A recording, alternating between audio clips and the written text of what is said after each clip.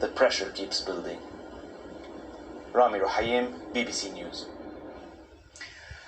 Some parts of northern England are still under tight restrictions after coronavirus spikes in areas including Manchester and Bradford. Residents in Oldham and Pendle have been warned that they could face even stricter measures if they don't keep to the social distancing rules, as our North of England correspondent Judith Morris reports.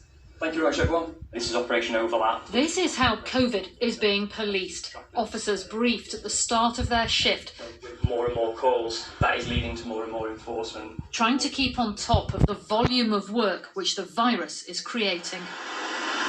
Saturday night, and the officers of Trafford Division are on their way to the bars and restaurants of Altrincham.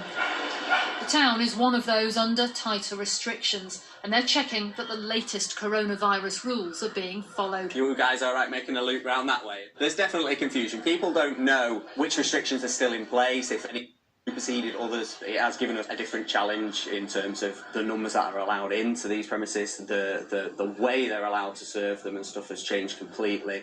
Nobody's been through this, so it's all new to everybody, including us as the police. How are you finding the track and trace system?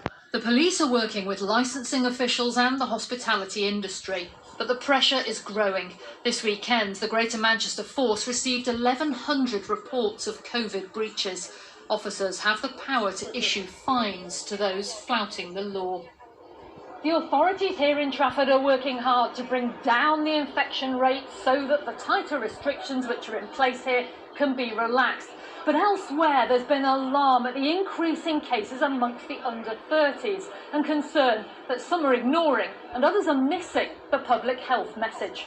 Scientists and the medics and the Department of Health haven't really caught up with the new way of communicating with young people. The traditional media doesn't get picked up, and we need to find influencers, perhaps the celebrities, and get them to pass on the message about how important it is to take heed of the guidance.